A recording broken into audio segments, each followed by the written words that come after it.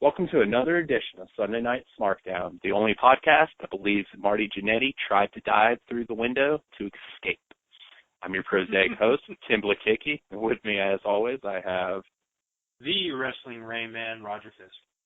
We are Sunday Night Smartdown, the podcast where smart meets Mark. We are the bastard offspring of the Retconners. You can get in touch with us at retconners@gmail.com. You can ignore us on Instagram and block us on Twitter, both at Retconners. And if you enjoy what we do, seek us out on YouTube, like and subscribe to our Retconner channel, where we also have our weekly Retconned podcast, where we discuss the week's pop culture news. How are you this week, sir? Doing very well, man. Doing very well. Good. I have had a super productive week. Still unemployed, but right now my little mountain town is blanketed in high-quality papered resumes, and I'm going to catch a break this week. I truly, truly feel it. I'm very excited about it. Absolutely. The way you were saying blanketed, I thought you were getting snow over there, and I was going to remark about over here in the City of Angels, we're getting chilly weather too. I mean, it's 65 for crying out loud. I mean, I don't know how much more we can handle this. I heard that it's been still like up in the 90s though during the days.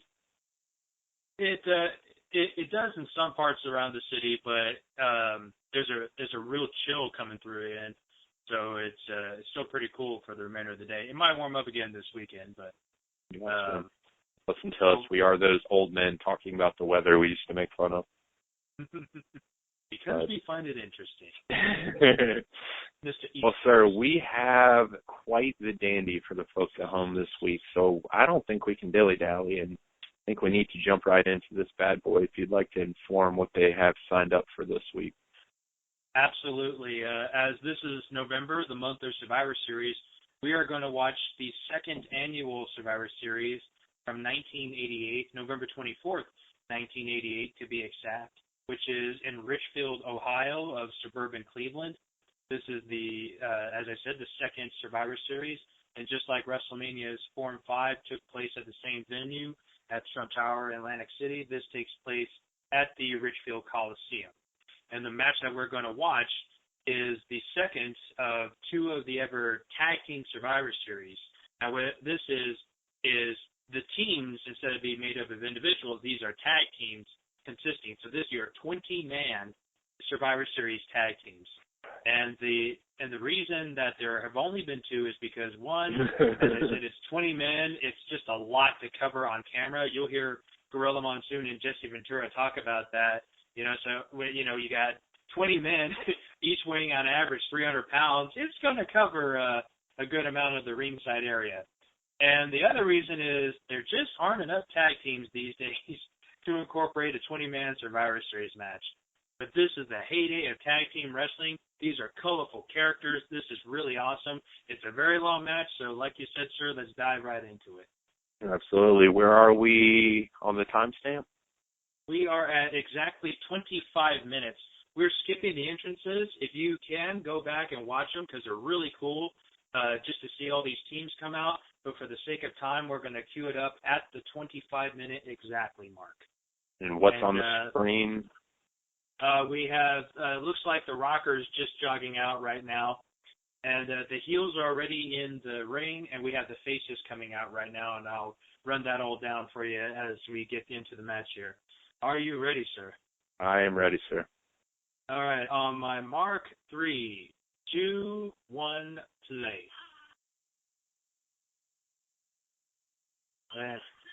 Dude, look at the size of Davey Boy there. Yeah, I think he was getting into Dynamite's stash.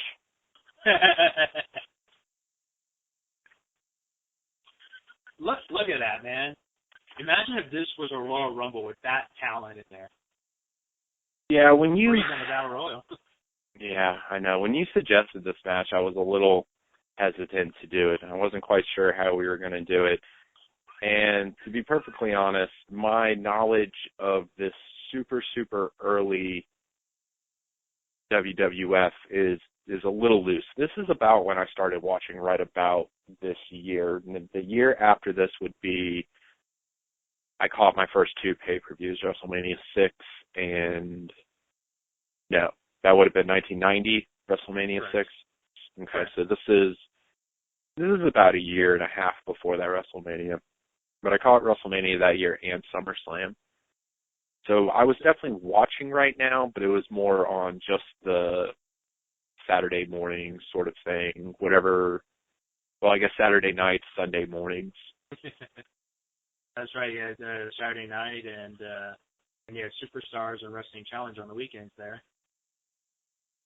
So let me just break down the teams here. So on the heel side, you have Demolition, who are the tag team champions, having just won the tag team titles off of Strikeforce at WrestleMania 4 earlier that year. And there you see him on the far side of the screen. There's Axe and Smash. There's a nice double team there. The guys in gold on the heel side are the Conquistadors, which are pretty much your heel jobber tag team. There's some kid named Shawn Michaels in there with Nikolai Volkov. I don't know what's going to become of his career. You know, that's the coolest thing about watching these old school ones. It's just like watching the evolution of the wrestler and the character. Like, would you ever thought this pretty boy on the Rockers would become the legend that he eventually became? We've discussed this. Yes, I absolutely knew. I'm not. I mean, I know that's funny and everything, man, but like, he literally was one of the first. I remember catching a Rockers match against just a pair of jobbers, and I was a towhead kid. I mean, just white as could be and blonde hair. And, you know, it's one of those things that they just always say, like, whenever you watch TV, you just automatically are drawn to people that look like you. And with the 4 people that were in the ring, Shawn Michaels with his blonde hair kind of looked like me. And so when I had my Hulk Hogan wrestling buddy and I threw it around my living room and dropped elbows and legs on it and everything, I just pretended I was Shawn Michaels because out of the roster, I kind of looked like him. Was your hair ever as long as Shawn Michaels? It was shaggy. It was never the length that he wears it at right here. But even and I've gone back and I've watched the YouTube clips before the network, and I've watched, you know, a few matches on the network now. But even back in the day, he had something that even Jannetty didn't. It was almost just like Jannetty almost constantly was the person that got worked in the ring, and then Shawn always got the hot tag. And it was almost because, like, Shawn could do things Jannetty couldn't quite do. And I don't know if that's actually true or just a complete bias, but that's sure as heck how it seems. I do find it interesting. There's got to be a trivia question out there somewhere about when's the only time that Shawn, Brett, and so-and-so were on the same tag team together. And this match would be the answer. Absolutely. Here's one of them right here. And for those, that is the Dynamite Kid, Tom Billington, the latest survivor of the British Bulldog tag team. The inspiration of Chris Benoit. Chris Benoit will tell you, I mean, if you ever watch any of his old DVDs, that's the wrestler that he modeled himself after. And he was really, really good. And, you know, he was known for his headbutts and snap suplexes, which Benoit would later be known for himself. Yeah, that kid was way, way, way ahead of his time. Absolutely. It's a sad thing what's happened to him.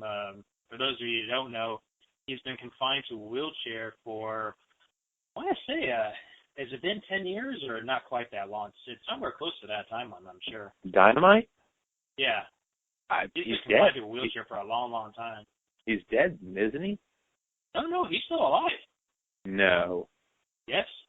No. I just read something last week. He went to the hospital for some kind of procedure, and people are like, you know, it's one of those things where you read a wrestler went to the hospital, and you're like, ooh, what's this mean for him? But no, he's still alive, dude. I guess you're right. You are right. I'm not gonna say he's very much alive. I'm just gonna say he's alive. No, you're right. He was born in '58 and does not have a deceased date. I apologize. I don't know why I thought he was dead. That's terrible of me. Well, I'm sure it's an honest mistake given his health in these recent years. Yeah, I think he's just so associated with, even though I know he didn't have much to do with the Hearts per se, just since I kind of group him in there in my brain with the Hearts, and unfortunately they're mostly deceased now. I guess I just kind of assumed he was also. I gotcha. So who was that just got eliminated? That was Jacques Rougeau, who just got eliminated via a small package from the Hitman. And that's the thing, being that this is 20-man Survivor Series, once your teammate gets eliminated via count-out, submission, disqualification, what have you, or pinfall, you are also eliminated. So that's why. So both Rougeaus are gone right now. And just to add on how those two guys are probably the most two of the normal-looking guys on this matchup. I think it would have been hilarious if they all had to be holding on to a tag rope. Oh, the old tag rope. Just have 18 of those things hanging out all over the ring. Hey, the tag in cat, you were holding on the rope. Handful. Now, were you much of a Demolition fan? Not growing up, because, growing up you're just under the assumption of, good guys and bad guys, and you should always cheer for the good guys. Well, they were faces for a while. Oh yeah, I was a big fan of them when they were faces, because they were faces for a little over a year, and going in that feud with the Brainbusters for the tag titles, and the Colossal connection with Andre and Haku. Weren't they still? Were they still faces? Did they fight the Nasty Boys as faces? I don't believe they ever fought the Nasty Boys. The Heart Foundation did. Oh yeah, the Heart Foundation did. I was a huge Heart Foundation fan. No. Ugh. Oh, Warlord! Look at it. I mean, just look at the size of these guys. That's all. I wonder what they do naturally to get that big. Well, late '80s. I'm sure they, CrossFit. Yeah, there you go. Just throw some boulders around here and there. So it is nice to see a young Brett. I'm not. I think it's just part of my gimmick now, but I'm obviously not a huge Brett fan. But I do have to say that there was something about a slightly younger Brett that I find a tad bit more appealing than what he would eventually become. And this is another treat for you folks. That is Tully Blanchard. Tully Blanchard, this is 1988. He's probably been wrestling in the NWA with the Four Horsemen for like 3 years, at least 2 or 3 years by this time. Yeah, it's strange even now, and I mean, I know the Brainbusters were here, but it's strange seeing Arn in a WWE ring. Now, between here and did he go back to WCW and then or NWA and come back again? No, here's what happened. They stayed on. They were in the WWF for a little over a year. In the following year, the 1989 Survivor Series, it was supposed to be the Heenan family versus the Ultimate Warriors team. And Tully didn't show up, and Bobby Heenan had to sub in for him, because what they were going to do was him and Arn were going to sign back with the NWA and reform the Four Horsemen. But Tully, I think it was the day before or the day of, did some coke, and then they said, all right, we're going to re-sign you, but you got to pass the drug test. Which he did not, and we never saw Tully again, as far as I know. I don't know what independent or smaller federations were going on at the time. Well, the Anderson Spinebuster, I always loved that. Yes, it's a thing of beauty. Yeah. Anyway, but yeah, we never saw Tully in WWF or WCW after that. And again, I don't know what other fed.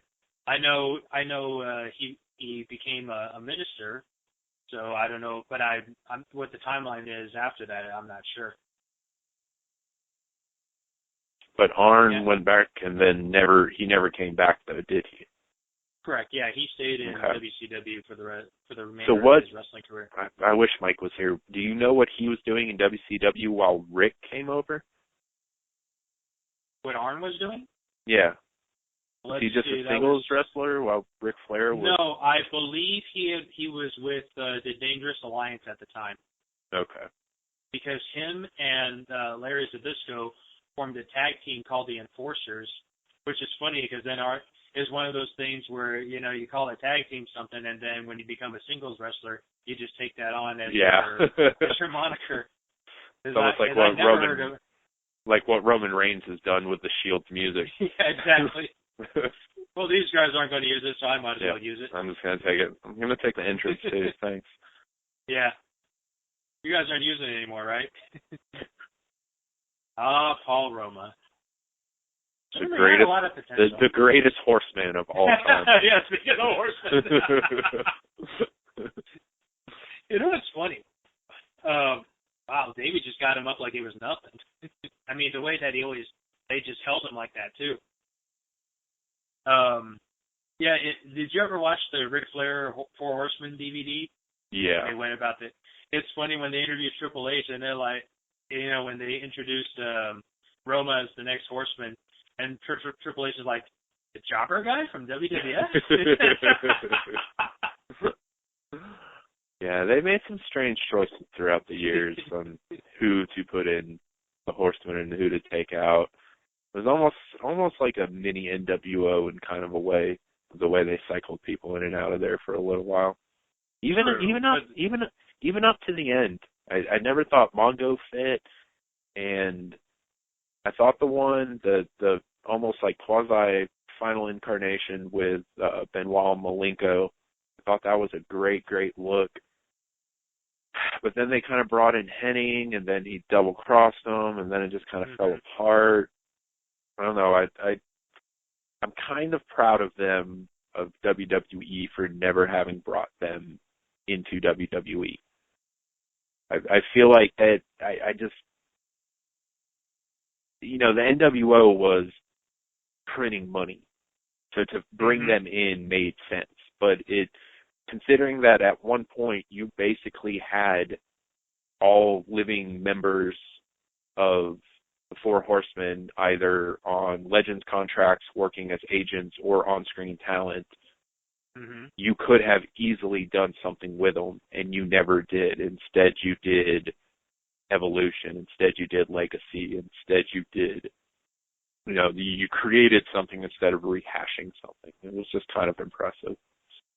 Yeah, and at least with Evolution and those stables, they kept the membership to a minimum. You know, just keep it 3 or 4. Just when they brought in NWO again, it was like, all right, everyone, here's Sean, here's Booker, here's X-Pac again. Yeah, there was on the network, they have like that As Seen on YouTube thing, which I highly recommend if nobody's watched those. They literally last for about 3 minutes, and you can bang, I mean, obviously about 5 of them out in 15 minutes, but cover 5 totally different subjects. They're really entertaining. And one of them was people you didn't know were in certain factions. So they talked about like Hornswoggle being in DX, you know, that sort of thing. And the dude man who's introducing these and whatnot, he talks about, and then there's the only member of NWO to have never wrestled in WCW. And even being the Sean Mark that I am, and knowing that he was for a week and a half in NWO, I had to stop for about 2 seconds and think, what? Hold on, wait, that doesn't even make sense. And then it obviously dawned on me right before they showed who it was. But it's always smart to keep, whenever you have elite stables, to keep that membership super tight. Yeah, then it just dilutes it, you know, just like how, you know, like with the NWO in WCW when everyone and their mom was. Jim Powers, that's another thing. He got jacked up too, but there's another guy that, you know, had all kinds of potential, but for some reason or another just never, you know, didn't click or what have you. I'm shocked they're letting this match proceed in the fashion that it's going. Like, I feel like Vince definitely didn't quite understand how to do pay-per-views yet. But don't get me wrong, this has actually been, I I've obviously seen this match at some point in my life, but when you suggested this match and then told me how long it was going to be, a small like panic attack came over me. And I was like, what on earth are we going to talk for 45 minutes about? And the match is flowing though. Like it's not a boring match. There's constant tags. There's movement going on, and there's obviously no rest holds. What's Tully here a second? Tully was such a good heel, man. That's the one thing that NWA definitely produced was heels. I don't particularly feel like there's all that many quality faces that came out of the old NWA, but good God, you could have not only that, but I mean, I almost feel like the faces that they did have, they just constantly had terrible, terrible things happen to them. Plane crashes, motorcycle crashes, break his leg. Yeah, TA Magnum. You mean in reality? Yeah, that's what I mean. Like, yeah. Like, it's almost like whenever they got a face built up, something just terrible would happen. And it's not even necessarily in the NWA. It was also like Eddie Gilbert down in Puerto Rico. I mean, just terrible, terrible things happen to faces in real life, it seemed. Whereas that territory just constantly was producing quality heels that seemed to stay evergreen. Well, what do we got? Well, we got Dusty. All right, we'll put Dusty in again. This is the third year in a row. Mm-hmm. Well, you got a better idea? I'm all ears. Let's just give them the book while we're at it. Goodness gracious. It's funny. If I would say Shawn Michaels now versus a Boris Zukov, okay, that probably shouldn't happen. No, but I would definitely pay to see a Rusev and Shawn match. Ooh. I would. That was the great thing about the Rockers. Their double teams, man. It always just came off so smooth. Tag team innovators, man. It's something that was another thing that drew me to them even more so than the Hart Foundation, because I feel like their contemporaries were the Hart Foundation when you basically got down to it. And the Hart Foundation was basically the only other tag team. Demolition had their tag team finisher, and several other tag teams had finishers where both people were involved with it. But I just always felt like the Rockers had a better grasp on like synchronizing things, about doing things at the same time. And obviously when you have Anvil, you're not going to have Anvil flying around the ring. So you had almost with Brett and Anvil, you had a finesse guy and a strength guy, which, okay, I mean, that's cool. That's entertaining, I guess. But when you get those two finesse guys, like super, super finesse guys, both flying around the ring, to a 7-year-old, to an 8-year-old, that's just the coolest stuff in the world. Especially when just look at the ring apron right now. I mean, you've got Dynamite, who, like I've said, was way ahead of his time and was a little bit of a high flyer. But, I mean, you've got Barbarian, you've got Warlord, you've got Davey Boy. Then on the other side, you've got Demolition. I mean, just these huge, muscle-bound guys that if they ever left their feet, it wasn't for much. And then you've got Shawn and Marty there just flying and bumping around the ring. And I say that, and Dynamite goes flying into the turnbuckle. Yeah, I was going to say, speaking of bumps, that was actually pretty good. So here's a good question. Is that Earl or Dave Hebner in the ring? Ooh, is it the...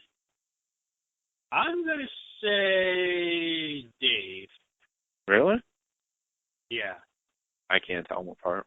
I can't either, but I'm just trying to remember who was repping what at the time, and I want to say Dave just for the... There was a really, really cool shot at the beginning of this match where on the outside of the ring you had Bobby, Jimmy Hart and Mr. Fuji all kind of conversating, like in a little circle. Like I don't know. In my head, I created dialogue for them. Like what sort of mischief or deviousness were they going to like incur onto this match? This was definitely that. In our corner. This was definitely the heyday of tag teams and managers. Stealing Demolition's finisher right there. That's why Smash looks so shocked. Such a lame finisher. I mean, I didn't like the Hart Foundation's finisher either. I just always thought it was so lame. It was cool. It was fun to watch. You know, yeah. You're flying around. You know, it's kind of funny how, like the Legion of Doom's finisher is just it's just a clothesline. It is, but it's a little bit more high impact. Well, I mean, all the Hart Foundations was a clothesline. Exactly. That's my point, you know. Yeah. Just, how many of these finishers are just kind of double team clotheslines? I mean, let's not forget that Hulk Hogan made a career out of a leg drop. That's true. That's very true. In fact, hey, I'll do you one better. So this is the second match in this Survivor Series pay-per-view. The first match was a team, what they called here, they did co-captains. And on one side, it was co-captained by the Ultimate Warrior and Brutus the Barber Beefcake. And on the other side was co-captained by the Honky Tonk Man and Outlaw Ron Bass. The ending of the match was the Ultimate Warrior, who was down to Outlaw, who was the last guy on his team, against Outlaw Ron Bass and Greg the Hammer Valentine. And the finish of the match was Warrior came off the rope and he, with a running double axe handle, nailed Outlaw Ron Bass, and then he went like a minute or two with Greg Valentine and hit him with the same finisher. No big splash, no gorilla press. That was the ending of that first match. Well, this would have been his. He had just won the Intercontinental title at SummerSlam this year, so yeah, he was white hot. But he was also super, super green. Did he use that finish against Honky? No, with the Honky Tonk Man, he beat him with the big splash. I like how we keep saying big splash like he's some behemoth. That was another finisher that always super bothered me. Well, the thing is, this guy, he's like close to 300 pounds of solid muscle, so you would kind of believe it too. But yes, absolutely, the big splash is generally related to someone who weighs 400 pounds and is kind of heavy. Exactly. Like when Akeem hits you with a big splash, you're like, yeah, this guy's done. Yeah, or Earthquake when he sits on you.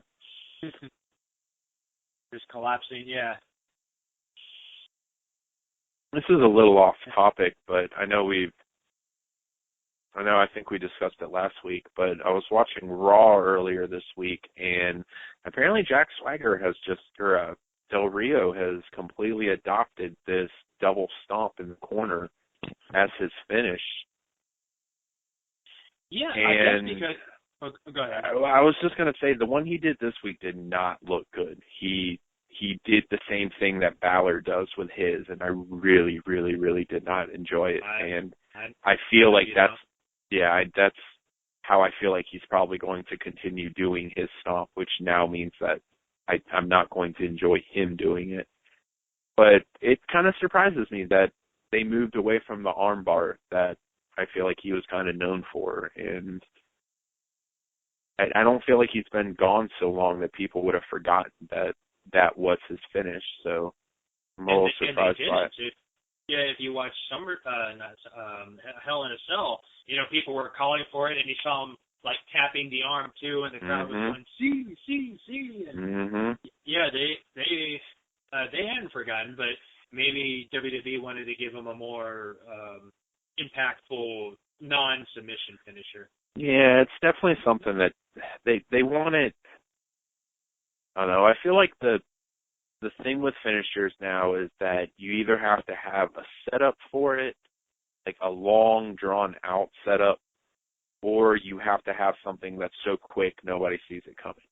This is why you get the, you're on the opposite ends of the spectrum from the RKO all the way up to like Neville's finisher. Something that you just don't see coming, and then something that you see being set up for a solid 10 seconds before it's actually performed. Mm-hmm.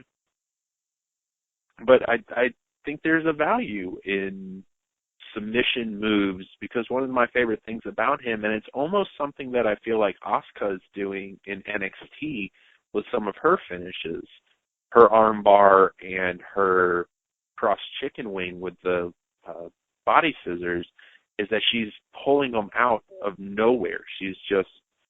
Hold on a second. Just watch this real quick.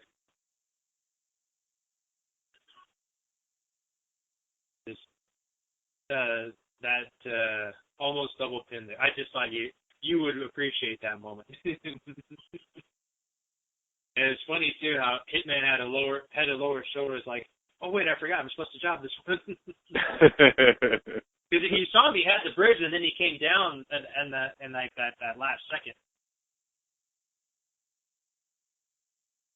Tombstone. Why are you calling it that? I don't know. I think it'll catch on.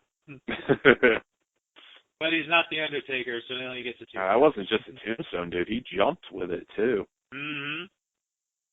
Yeah, the only time I've seen Taker jump with a tombstone is WrestleMania 26 with Shawn. Remember Shawn slapped him slapped him in the face, and Taker's like telling him to stay down, and when he slapped him, then he like grabbed him up and did the jumping tombstone. Well, I think if you go back through some of Taker's opponents, I bet you Shawn is just about the lightest opponent he ever fought, too.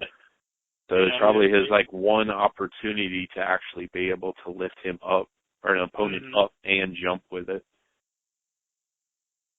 Now, I'll have to go back and watch this feud. At this point in time, I'll watch this save right here. I always thought this was really cool, And then, sweet chin music! Oh wait, no, Super Jack. So wait a minute, what's the shout I'm looking for?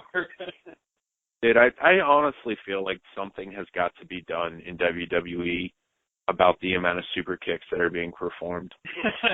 It is getting ridiculous. But they think they're ROH now. I get why everybody does it. I get why Ziggler does it. I understand why Del Rio does it. I understand why everybody's doing it. I really, really, truly do understand. But it's just getting way too much. Like, they specifically need to give 2 or 3 people permission to perform the super kick, and that's it. Like, let Rollins do it. Let the people who can do it and make it look good do it. Mm-hmm.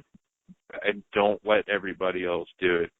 Because it's getting to the point now where they do it, and half the people are attempting a pin after it, and then other people are using it as a transition move. Mm-hmm. And it's just completely taking it. I don't know. It's taking the punch out of the move. I cannot believe that Conquistadors are still in this match. If you were watching it back at this point in time, this is an absolute mismatch because you got the British Bulldogs, former tag team champions, and the Powers of Pain. I mean, just look at the size of them versus Demolition and the Conquistadors. I mean, it's like almost a no contest. Wow, nice senton. How long till Warlord and Barbarian turn heel?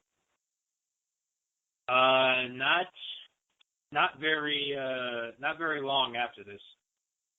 Yeah. Oh, that kick, man. It always, like, whenever he did his kick, I'm like, that guy either has to have the best control ever, or everyone he's kicked is all concussed by now. He just kicked people in the head like it was nothing. Like, no, he like, did one. Bam. Yeah, man, he did one earlier that, like, you could tell the guy was trying to get out of the way and just, like, he was moving way too fast. Like, he could not get out of the way. He's like, oh, man, I don't want to fight Barbarian today. I can only imagine what sort of, like, concussions were happening back in these days. Mm-hmm. I mean, guys are in wheelchairs now. Yeah, exactly. And then I never knew. I mean, because this is my introduction to Barry Darsow. He's like a power lifter. But you can't tell under all that demolition gear. He's like super strong. He's like Legion of Doom strong. Is that axe or smash? That is smash in the ring. No, the one you're talking about, Barry. That's smash also. Yeah, that's what I figured. Yeah, it's funny. They wear different face paint because Axe always has he does the silver and black there, and Smash always does the red Silver and white red. there. Yeah. And in SummerSlam 1990, when they took on the Hearts and they brought Crush in, and during that match, Axe and Smash switch out, doing the whole like you don't know who's who, and I'm like, we watched these guys for 3-4 years. How do you, Vince, not know who's who? I think that's Axe, or is that Smash? And I was like, really? Yeah. The whole twin magic didn't quite work then. I did enjoy it when they started incorporating the masks that they wore down to the ring. Oh yeah, when they would wear the dark masks. Yeah. Yeah, almost like the welders masks, almost sort of things. I thought that was a nice little touch. That's why I know there's plenty of people out there that don't particularly care for them, but I loved when I was a kid the Killer Bees, and they're in the middle of a match putting on the masks sort of thing. It's funny you say that because the Killer Bees in the 1987 Survivor Series tag team match, that's how the match ended. They throughout, and that's something that always got me. So okay, throughout the whole match, they're wrestling without the masks. So, and at the end of the match, they put the masks on, and the ref's going to let that fly. Well, it's just a wardrobe decision. Hogan gets to take his belt off every match halfway through the match. Why not be able to put something on halfway through the match? Are you talking about his weightlifting belt in later years? Yeah. Yeah, to support his back. Yeah, I know. That back after making a career of slamming 500-pound people. No, I always thought that was a cool gimmick, though, and I feel like that's something that people could bring back now, and it would actually be kind of interesting. If you can't tell me that if the Uso brothers did something along those lines, that it couldn't get over. If the Lucha Dragons, well, maybe not the Lucha Dragons, but yeah, because Sakara's a little just a tag. Yeah, exactly. But another tag team of relatively the same size, they could get away with something. Sorry, you could do it with the Usos. I mean, the only difference is what the different size of the face that they paint. Yeah, exactly. So towards the end of the match, you cover your face up. Well, now you can't tell. Mm-hmm. Those two, and then those two are destined for a heel turn very soon. They have got to be. I think they were. Remember when they came in as heels with Tamina? They had a very hot introduction. I think one of them got injured, and then they brought him back as faces. Well, they actually got a fairly good reaction this week on Raw. I was kind of surprised by it. I owe Mike $1 now because he was saying, well, who's Roman going to choose for his team? And he said Usos, and I said maybe Dudley, since they still have that feud with New Day. And then the Usos came out, and I'm like, damn it, I owe you $1. I was very, very happy and shocked by the victory that the Lucha Dragons picked up on Monday night. How about that? Because they were brought in hot for a little while, and then they cooled off. And when they right before they came up to the main roster in NXT, they were one of my favorite things to watch week in and week out. I cannot understand why they are not pushing Kalisto as hard as they pushed Ray. I'm not saying that they necessarily ever have to have him win the world championship like Ray did, but that kid moves in the ring like nobody else they have right now. And if you could, keep him in a tag team, but push him as a singles wrestlers too. Tell me you couldn't, have decent matches with Kalisto and Neville. You couldn't have decent matches with Kalisto and Rollins. Kalisto and Ambrose. I think they're missing the boat with him. I really do. Here's another funny thing about Survivor Series is that you can get eliminated by the simplest things. Like it's not a one-on-one match. Like you saw right there. Yeah, I know Dynamite just came off and he missed the headbutt, but Smash, it'll go down to the quote-unquote record books that Smash pinned him after a clothesline. Yeah. That actually used to be one of my biggest gripes with Survivor Series matches. I almost felt like it was a battle royal situation where oftentimes, I don't know if the referee is telling them to go home, if somebody's in the ref's ear telling them that this match needs to get moving, don't give wrestler X, Y, and Z any more time in the ring. Because obviously while they're coming down or in the back before they come down, there is an order that people are going to be eliminated in. It may not necessarily be, all right, this person's going to go, that person's going to go, and then this person. It's just going to be like, this is going to be the first person eliminated, and in this order, these will be the last 3 people eliminated. But you generally know where in the match you're going to end up leaving it. And it just seems like sometimes that there's no plan for that exit. It's just all right, I'm just dipping out now. Finish me. Clothesline me, I'm going to accidentally slip over the top rope during a battle royal. I just feel like there could be, for such a prestigious company, I feel like everything in the ring needs to be planned, and some of these exits just seemed like happenstance, and it just has always surprised me a little bit. Speaking of what you're just saying about how everything has to be planned here, I always felt like this part, so this is the second time Fuji has been on the apron and looking like, he wants to whack somebody. And why? And even Jesse says, why? His team is winning, and, why would he be up there? And look, by now he should be off the apron, or at least qualified. For how long?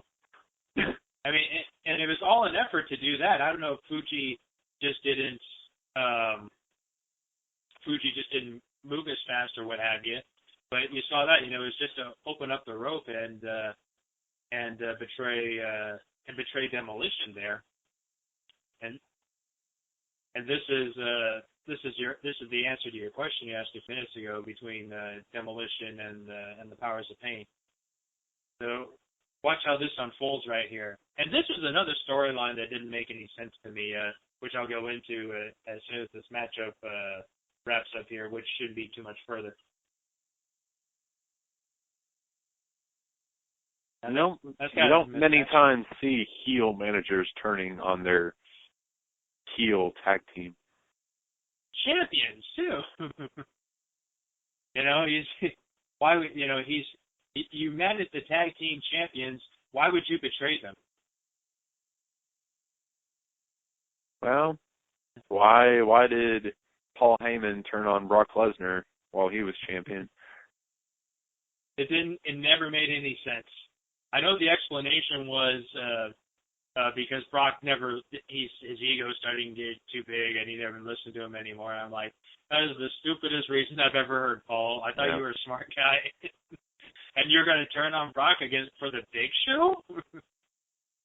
And this was like 550-pound Big Show by that time. You remember how huge he was? He had to wrestle down in like the singlet and the jeans. Massive. Oh, that's really sweet of Warlord and Barbarian. They're going to help him, though. Yeah. Hey, you okay? You okay, Fuge? I know you were. Yeah, you were our enemy. You are now our friend. Yeah, this. This never made any sense to me. Like, here, why don't you stand in our corner for a minute? Yeah, Demolition don't appreciate you. This is not how this match is going to end, is it? No. Did somebody get? Okay, thank God. No, yeah. What do you think, the Conquistadors would be the sole survivors? Yes. I was seriously worried for a second there. See, that's another thing. The Conquistadors who was Jimmy Hart managing? The Russos? The Russos, yeah. Okay. And Bobby had the Brainbusters. Yeah. No, this is not who I would have thought that this match would have come down to. See, and look, a little leg trip, and then here's your finish. Yeah. That's your finish to this match. That little kid in the front row was so happy for that. But you see, here's the thing. Okay, these days, I think the crowd would understand. They're a little smarter with what's going on. But I think here, they probably think Fuji turned face. Because if you can listen here, so Demolition comes back to clean house, right? And normally these days, people will be like, oh, so these guys are the faces now, and those other guys are the heels. But I think at this time, because if you listen to the crowd, they're kind of booing Demolition here. Oh wait, so that's what just happened? This is the heel turn you were just asking about. This is where the Powers of Pain turned heel and Demolition turned face. That was their sad attempt at a double turn. Yes. No, because look, the fans are legitimately clapping Warlord and Barbarian on the way down the ring. That's what I'm saying. Because that's what I'm saying.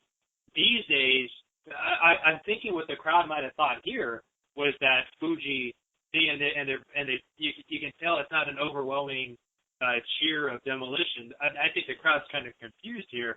They think Fuji turned. I'm 33 years old and I've been watching this for over 20 years and I'm confused. I've even seen this match before and I'm confused. But this is what happened, man. But on the other side of the coin, this turned Demolition. They were white hot as face tag team champions at this point in time. Oh, dude, I was a huge, huge Demolition mark. I was such a huge Demolition mark that and I was so ignorant as to NWA and WCW that when the Road Warriors eventually came in, I was wondering who these Demolition knockoffs were. And it eventually drove me to my local video, and not literally drove me, but I mean, my confusion drove me to the local video store, and I found some old NWA tapes and kind of caught up on, Chicago street fights, scaffold matches, things of that ilk, and became a little more informed and kind of realized, oh, okay, these guys have been around a little bit longer than I thought they were. But I really did. I initially thought the Road Warriors were a Demolition knockoff, not the other way around. Well, that was an interesting match, sir. That was. And we got through it. I think we got through it very well too. I think the fans listening would enjoy it as well. I don't know, and obviously we had the Ascension winning at the end, so I mean all ends well. The ends justify the means. Finally, they get over after coming up from NXT. Well done, Ascension. We're proud of you. And that's what maybe the Ascension needs a manager like Mr. Fuji. Exactly. All right, sir. Well, we have precious few moments to move into the 5 moves of doom.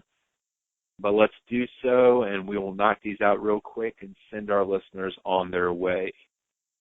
All right. If I may kick it off, because Absolutely. I think this is the biggest news. WrestleMania tickets are now on sale. Did you get yours? You wouldn't believe it. Okay, so during my lunch break, I was on my phone doing the Ticketmaster app. But I don't know if my phone didn't have enough signal or anything. I got really, really choice seats, man. These were in the section 200, and if you will look at the seating graphic, it was looking right straight at the ring and the entrance, just like how we had it at 19. Remember how good those were? Yeah, it was just like that. Where you're looking straight down the ramp. And it went all the way to processing my credit card. Then it said, "Oh, this function can't be completed this time." I'm like, "Mother shit!" Oh, man. So I've been on all day trying to get tickets again. I'm calmed down a little bit because on the plus side, this is just the amount of tickets they've released for today's pre-sale. Pre-sales are going to go on for the remainder of the week, but these were so choice, man, and they weren't that expensive either. How much were they? I think they're around $230 or $250. And in a 100,000 plus stadium, this would have been awesome. So on the one hand, I don't want to spread that WrestleMania tickets are going on sale, but WrestleMania tickets are going on sale. But none of you guys better buy them before I do. Yeah, I would be interested in seeing if somebody could go back and kind of map what prices have been. Because I remember when we got our 19 tickets, which that was the first Mania you had been to, right? Second. The second one? Oh, you went to 2000, right? Correct. One in Anaheim? Yep. Well, I remember the 19 tickets they weren't expensive at all. They weren't. I want to say like $60 maybe. Something If like that. Yeah. And we were in the highest section you could go at Safeco, but being a baseball field, we were close to the front in our section. You could see everything. I thought that was such a great place to put it. I like this idea of they're talking about SummerSlam coming back to New York again next year, and I think they've gone ahead and announced that it's going to be in Brooklyn again. But I like the idea of eventually doing SummerSlam at a baseball stadium. I think filling up a football stadium may be asking a little much, but I think doing it at a baseball stadium, a 30,000, 40,000 seat baseball stadium would be a good call. All right, we got it at the Green Monster. Oh, that would be crazy. Oh yeah. Raw this week. Anything jump out at you real quick? I loved it. The matches were good. The production was good. It's one of those ones where you actually sat down like, ooh, what's going to happen next and what's going to go on with this team. As we just shown, I'm a huge Survivor Series fan, so I love the main event. Yeah, this Raw definitely surprised me. It gave me something that recent Raws just haven't. It made sense. That's not necessarily what it gave me, but just off the top of my head, it really made sense from segment to segment. There was good transitions. It literally just seemed like somebody totally different was booking this Raw than last Raw. And, of course, their reward for giving me this is their ratings went back down. Yeah, when I read that didn't make any sense to me whatsoever because this was actually one of the better Raws in recent memory. So I don't know what the deal is, who they have to please in order to get the ratings up. I think this, if nobody else is freaking out over this, then I feel like this is just finally this little run that they are on of poor ratings has to be the final realization that ratings just no longer matter for the WWE product. They are doing very well in so many other aspects. I would be interested in hearing the recent network subscriptions. I wonder what their merch amount is at. I just feel like people are processing wrestling different nowadays. I don't think that Raw is necessarily appointment television anymore. I feel like the 90-minute version of Raw that Hulu puts on the day after, that's commercial free, I feel like that's pulling some people away from this. The more and more people are DVRing it. Even people who don't necessarily have cable and have to watch illegal streams of it, it's all affecting that number, and I just don't think the ratings number necessarily means much anymore. I think USA is obviously still happy with it. They're so happy with it that they're bringing SmackDown to USA instead of leaving it on Sci-Fi. So they're doing something right. And I think I just don't necessarily think the ratings is all that big of a deal anymore. Yeah, especially with so many, there's DVR, there's internet, there's so many ways to watch it. And a lot of people say that pretty soon you probably won't need cable and just watch everything streaming, or there'll be some other way to watch it. Exactly. And then just a few very small news stories. Randy Orton's out for an extended period of time, dislocating his shoulder. No surprise. Yeah, he obviously missed the pay-per-view. He probably pounded the mat a little too hard. Threw a temper tantrum backstage, punched the wall. Yep. I think that would have been a better story. Sasha Banks is continuing to tease another match between her and Bayley. I am 100% for. I take that back. I'm 99% for this. My only hesitation on this is I feel like these are my two favorite female wrestlers right now, and I would love to see another match between them. I would like to see it on the main roster, though, after Bayley gets pulled up. I feel like Sasha needs to be better utilized on the main roster, and I feel like Bayley needs to be in some sort of other feud in NXT before eventually fighting Asuka. I just feel like that's eventually where this is all going, and I need them to go ahead and get to it. Yeah, that's a very good point because, Bayley hasn't, to my knowledge, I'll be honest, I haven't followed NXT as religiously as I should have, but to my knowledge, she isn't involved in anything in a major feud. No, so, nothing.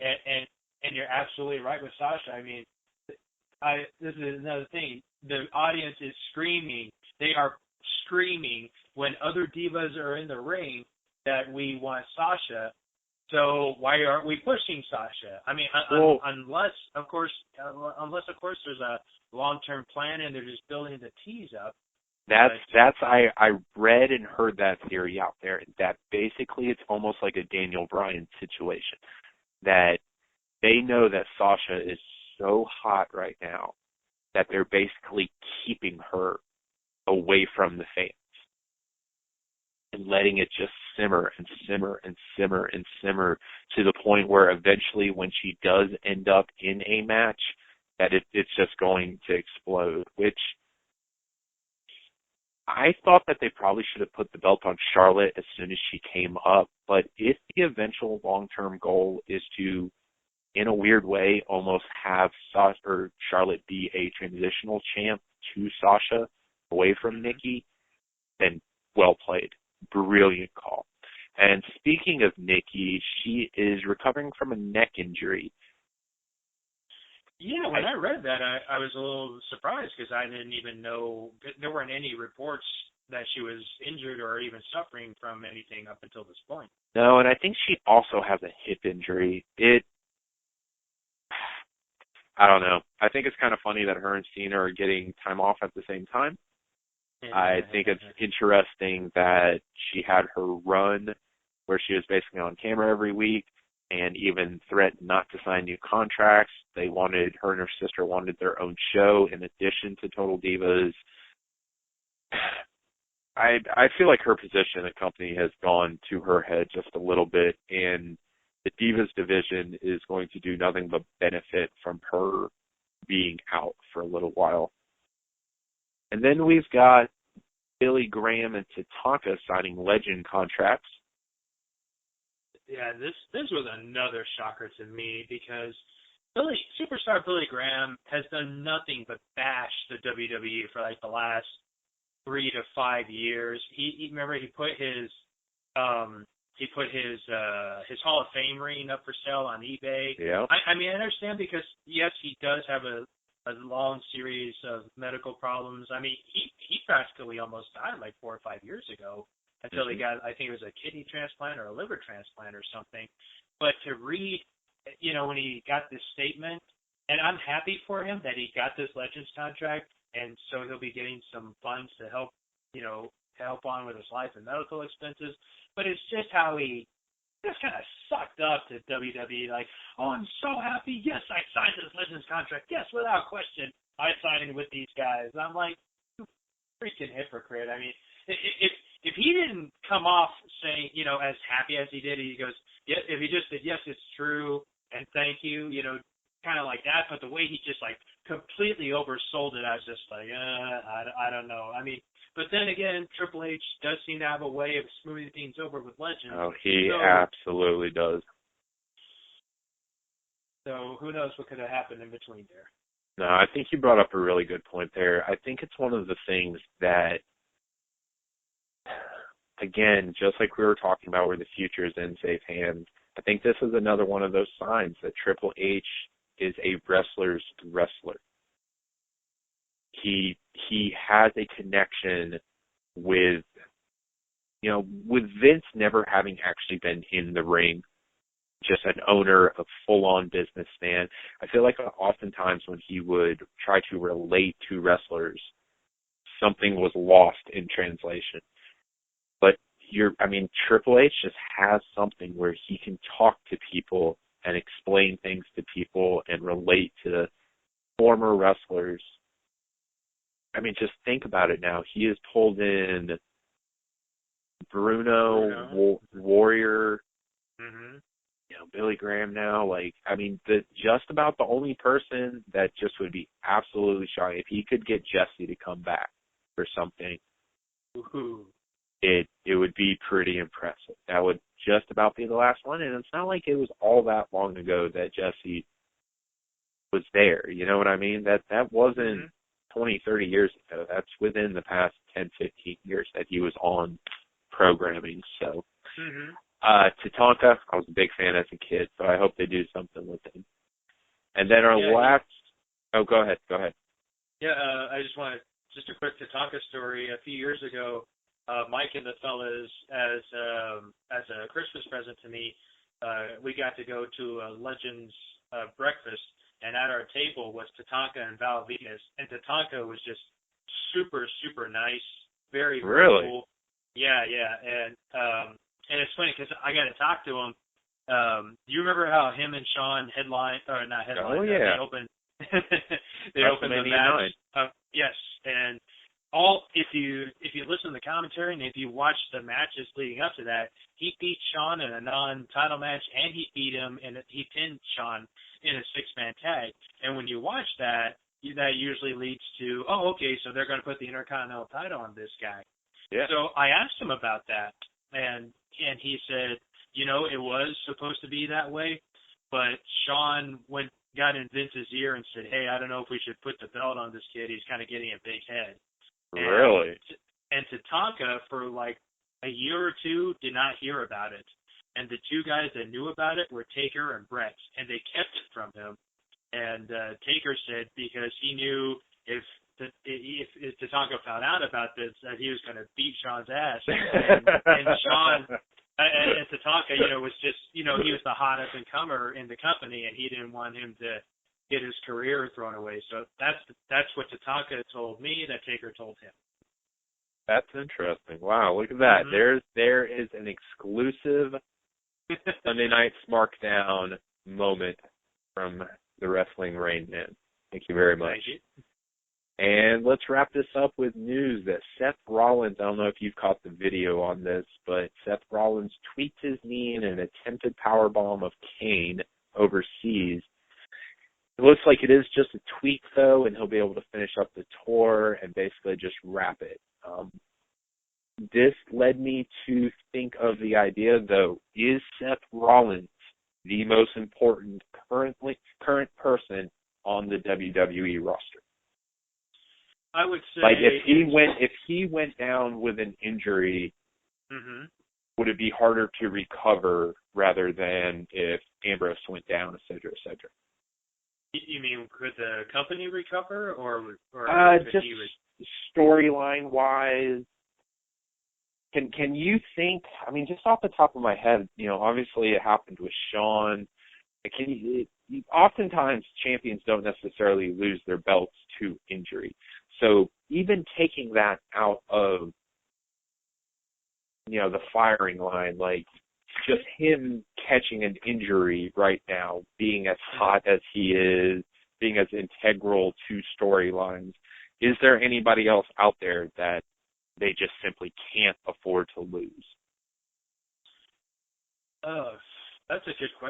before you phrased it like that, I was going to say, I think they have a great knack, WWE does, of pulling guys in and out, when these scenarios come up.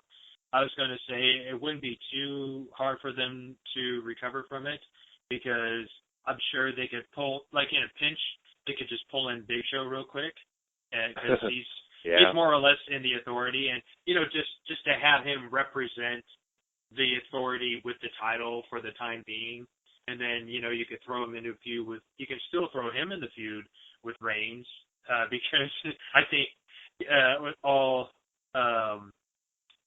things being equal, I think that people would rather have Reigns as a world champion than Big Show as a world champion. I'm sure Big Show can take some of the booze off of Reigns' shoulders if it came to that. I don't mean to put that in your head right now. No, you're right. You're right. I hear you sighing right now, and you're like, oh man, I hope that doesn't happen. I don't know. For my dollar, I think Reigns is by far the best thing that they've got right now. I think if they were to lose him, not only does the title picture become very cloudy, because without Cena there, and I think he's even more important than Cena right now, because with Cena gone, it's an opportunity for the younger people, the younger guys, to step up. Hence why you're having Wyatt get a little bit of a shine. Reigns is coming up. If you start knocking off the younger guys, your only other option is to further push the older guys. So if Rollins falls out of his main event picture, you're absolutely right. They would have to fall on a Reigns and Kane, a Reigns and Big Show, some sort of something that they've probably already done in the past, and just have to rehash it. Honestly, if Rollins were to go out, one of the first things I thought of is a fast-forward version of Reigns and Triple H, which I feel like is eventually going to happen, maybe at Mania 34. But I think they would have to put the fast-forward on that. I think Triple H and Rollins has to come first. But with Rollins not there, they have to keep up that sort of like authority situation, and then may force Triple H back into the ring. Well, that's about all the time we have this week. Roger, thank you very much. I appreciate you joining me again. If you guys keep an ear to us, we're going to have a little bit of a surprise for you. I think in 2 episodes, we got a guest popping in that should be quite entertaining. But one more time, we are surprises. There always surprises. I'm going to lose my smile, and you're going to have to do this yourself. But we are. We are Sunday Night Smartdown. Instagram and Twitter at Retconners, retconners@gmail.com, and check us out on YouTube. And until next week, we'll catch you then. Bye-bye, guys. Thanks for watching.